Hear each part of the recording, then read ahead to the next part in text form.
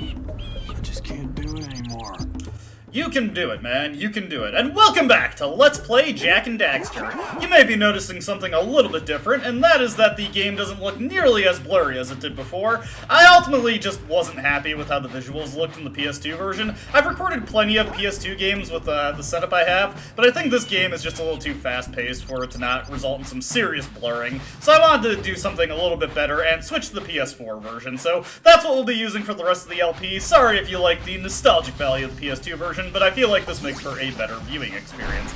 Anyways, last time, we cleared out Forbidden Jungle and are ready to head to Sentinel Beach because we opened up blue eco vents, which allows us to get blue eco in places we otherwise wouldn't be able to in Sentinel Beach, and that is critical for getting all of the power cells in this area. Like Samo said, we just had to follow the lamps to get here, and of course there's a nice trail of blue eco to help us get a bunch of goodies starting out. Some precursor orbs, some or a scout fly. We've got our first enemy of this area, these little scrappy dog lurkers. You can just punch them in the face or spin kick them. You can just punch anything or spin kick most anything in the face in this game. We've got another scout fly over here. Let's grab it. You probably noticed that, oh god, that there was something firing off explosives, and indeed, when it gets sight of us, it will start launching those explosives at us. Over here, we've got sandworms once again. We can just punch them. These are the snakes that want some too, as it were. More precursor orbs. All right, treasure. I'm not sure what Daxter was referring to specifically there, but you can have these bombs fired at these metal crates here in order to blow them up and get some precursor orbs. I'm gonna wait a little bit though. There's something else we can do. Hey, what the? Hey, that pelican just snagged a power cell. Let's go kick some big bird butt. In due time, Daxter, in due time. Look, there's another one right over there. That's a perfectly good power cell. Don't worry, we'll be dealing with that pelican soon enough. After we punch this snake in the face, we can get another power cell. Good enough, good enough. Of course, we do want every single power cell in this area, so we will eventually be claiming what is rightfully ours from that bird over there. Over here, we've got some more precursor orbs on the platform. Remember that you can spin kick to extend out Jak's collection box there. Yep. Rolled right over the doggo, but finished him up on the rebound. The dogs make nice, realistic sound effects. They sound like doggos. My friend I have one friend who hates it when that's in video games, because she does not like the sounds of dogs being hit, and I'm not sure why some games are so keen on including that noise. She hated the hyena boss fight in Kingdom Hearts 1. Or not 1, 2. Anyways, we've got Samus's green eco vents here. We just need to unclog these so he can resume the harvest with his little collectors there. These green eco vents fully restore your health when you walk over them. You do not see nearly enough of these in the game. And for clearing out all the vents, in one of the few cases where we get an NPC quest, we actually collect the power cell immediately upon fulfilling the request, right? Well, I see that you two have finally decided to unblock my collectors. I would offer my congratulations, but you have so much to do I won't waste your time. By the way, if things don't work out, Daxter could always get a job controlling the village rat problem. You're welcome. Funnily enough, that ended up being a little bit of unintentional foreshadowing. Or intentional?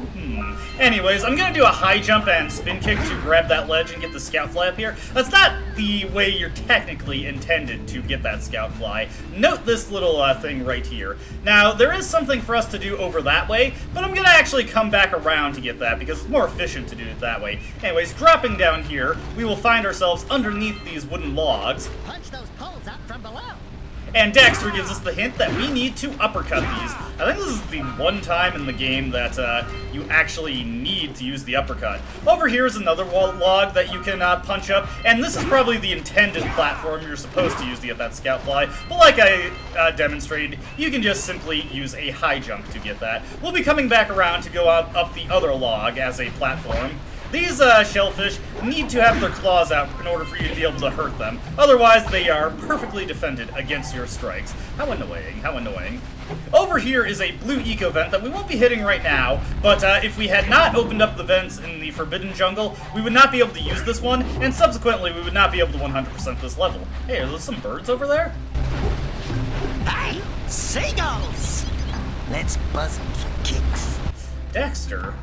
Why are you so cruel to the animals? Actually, we're going to be seeing quite a bit of animal cruelty in this game. There's another scout fly, and then if you drop down here, nice little hidden stash of precursor orbs. Gotta make sure to get these in order to collect everything available on Sentinel Beach.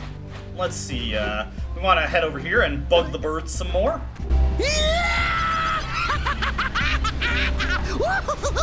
Daxter and Jak can be cruel. Hey, free power cell. A lot of the early game power cells are just out in the wide open like this. All there, yours for the taking, and it's pretty nice like that. It is very quick and easy to collect a good supply of power cells this early in the game. There's a bunch of enemies on this beach that we don't really have to bother fighting. I forget if there's anything behind here. I don't think so. There is not. So we can ignore that and continue harassing the birds. Woohoo!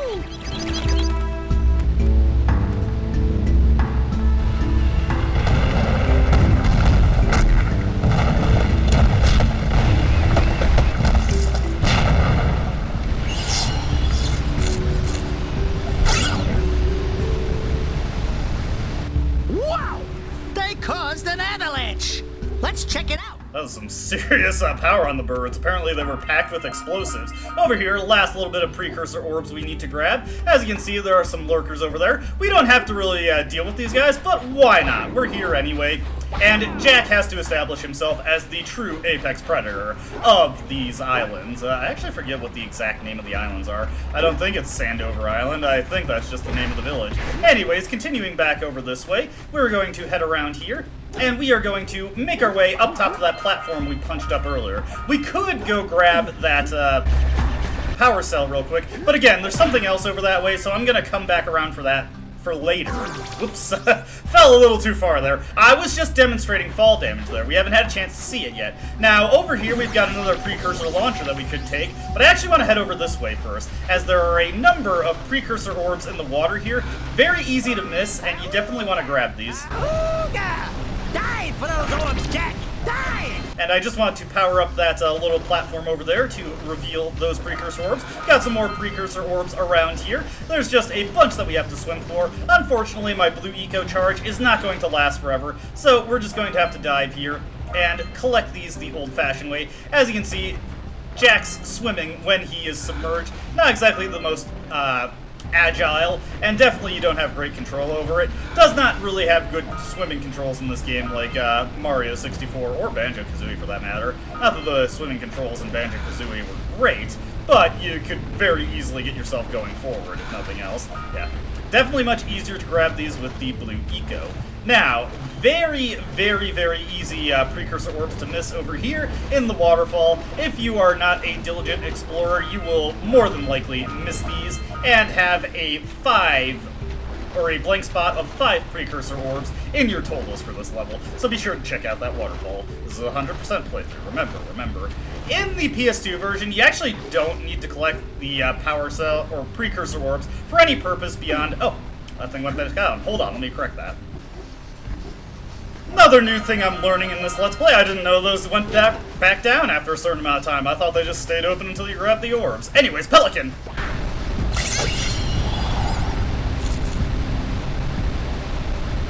Quick! We have to get to the power cell before the Pelican scoops it up again! So, if you smack the Pelican, it will spit out the power cell and go over to that way by the other power cell that we revealed earlier. You may notice I'm not going that way. That's because there is an alternative way to get the power cell from the Pelican. Now, we're going to be showing that off. I just wanted to show you the intended way to get it. Anyways, we've got our first of many segments where we jump between precursor launch pads here. Fortunately, Jak does not suffer from fall damage when he is supercharged by these launch pads. We've got some breakable boxes here, or iron boxes rather, that we can't break on our own, but if we head onto this launch platform over here where the cannon is... Ooh, let's use the cannon to blow things up! My thoughts exactly, Daxter. And for our efforts, we also get a power cell.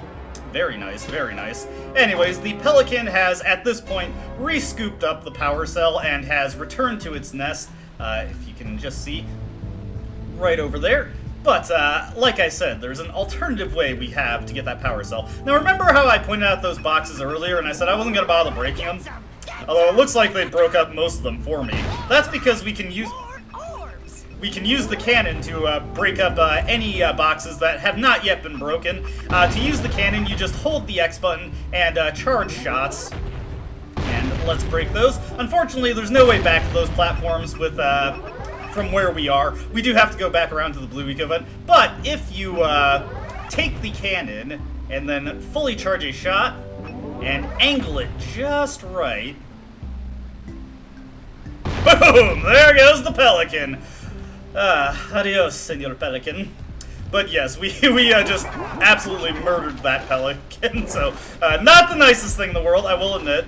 Almost got eaten by the lurker shark there. It was a little far out, but not too bad, not too bad. Anyways, now we have to just charge up once again with the Blue Eco, grab those precursor orbs that we couldn't get. Just note that the cannon will not shoot at you when you are on these precursor launch platforms. You unfortunately cannot get it to break these boxes and be more efficient. I thought the same thing when I was doing my practice playthroughs for this level, but sadly no, you do have to do this little slow and inefficient thing here.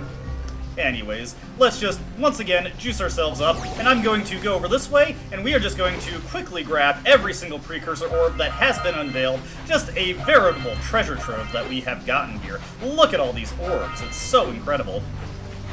We can also collect the spoils of our pelican murder over here, so let's grab that real quick, while I still have some Blue Eco to make it over here quickly. Boom. Gimme that.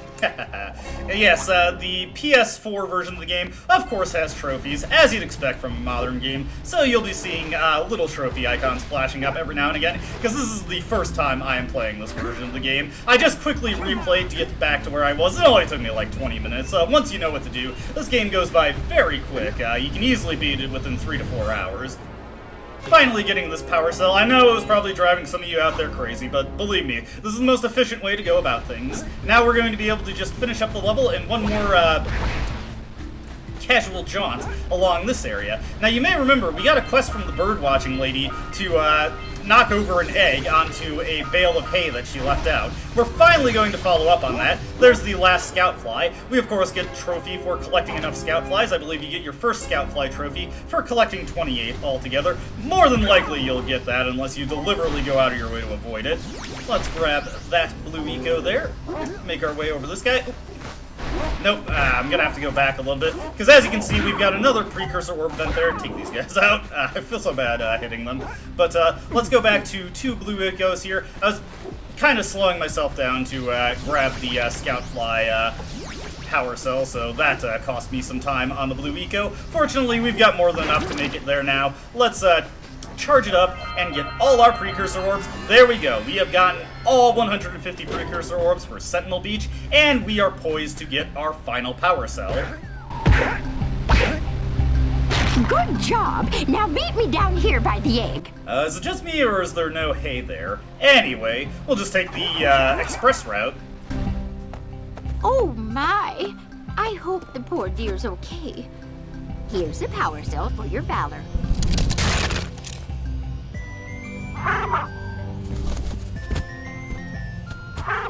No, no!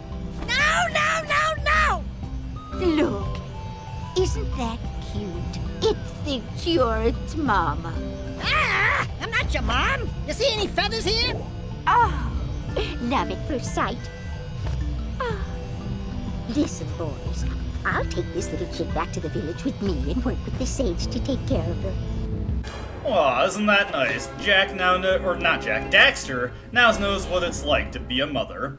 I wonder if that little flip bird will ever come back. But with that taken care of, we've gotten all of the power cells on Sentinel Beach, all of the scout flies, which of course goes hand in hand with all the power cells, and all the precursor orbs. We are doing good on that 100% playthrough. Now we can just leave Sentinel Beach the way we came. But before we finish up, I do actually have one thing that I'd like to show off. Good. You've collected enough power cells to fuel my heat shield. Meet me by the entrance to the fire canyon by climbing the cliff behind the farmer's house. Bring the power cells, and hurry! My father says he's seen more lurkers around.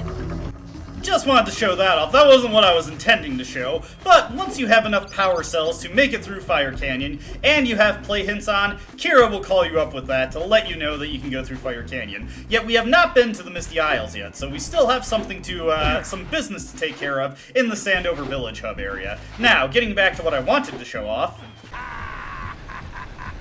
over here, the fisherman is still lolling at his haul, and he will keep lolling, but, as you can see, there's nothing obvious we can do with him. However, there's a little secret you can do here. So, on the D-pad, if you go left, left, right, right, left, left, right, right, and then press X, you can talk to him again. Want to try and beat the river, do ya? And this will allow you to play the hard mode fishing minigame. This, as the name implies, is a harder version of the fishing minigame, where not only do you get more erratic fish patterns, they also gradually go much faster than you'll ever see in the normal fishing minigame. However, the other distinction about this one is that it is actually an endless game. It will go on forever until you miss 20 pounds worth of fish. There are no achievements associated with this. It does not tie into 100% completion. It is purely just a little extra thing that they have included to, for the astute players who want to give themselves a little bit of extra challenge with a minigame you otherwise don't spend very much time with. Now, I am not very good at this minigame. The farthest I've gotten when I was practicing this is 500 fish, so I'll try to get that far, but don't expect any miracles here, and we're not going to go too high. I'm not really too interested in setting a high score for the fishing minigame. As you can see, sometimes you get really nasty patterns like that where you have to shoot between the, oh god, both sides of the river in order to get the fish, and the game does not ever let up, so it is very easy to lose this, as you'd expect from something called the hard fishing minigame. Note that when you're getting these waves of poison eels, you actually want to stick towards the center, because one, you'll frequently have fish you want to catch mixed in there, and two, if you stick to the sides too often, sometimes you'll find eels that just swim too close to the edges that'll cost you big time, as in immediately losing the game like I did there. Not even close, but like I said, If you want to try for the power cells sometime, you know where to find it. hey, you already gave it to me. Anyways, if you want to do it again, you have to re-enter the code. But yeah, I'm not good at the fishing minigame. I screwed it up horribly there. But hey, there's your score to beat. It should be pretty easy for any of you out in the audience who wants to play this game. One thing to note, not that I know why you would be doing this, but if you are playing on the PlayStation Vita version of the game, the code for unlocking the hard mode fishing minigame is unfortunately bugged. It does not do anything, and thus the hard mode fishing minigame is inaccessible. One kind of funny thing I'm noticing about the much larger draw distance on the PS4 is that it's much more obvious when textures are popping in. You've probably noticed that as I've been playing the game, so you gain some, you lose some. You got much better visual fidelity in this version, but you also have much more obvious pop-in, so take your pick.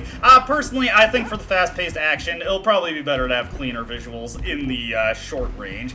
Anyways, with all that taken care of, now that we have completed the original fishing minigame, the Fisherman's Boat is available for us to use, and we can head to Misty Islands, or Misty Isles, where the game started. And it's actually, even on PS2, it's just quite impressive how you can see basically the entire exterior of the island from here. Pretty cool, pretty cool. This game was kind of a tech demo for the graphical capabilities of the PlayStation 2 in comparison to the PlayStation 1 or any 5th generation console, but that's neither here nor there. That's where we're going to call it a video. As always, I hope you enjoyed watching, and I hope to see you in the next one. Until then, though, goodbye.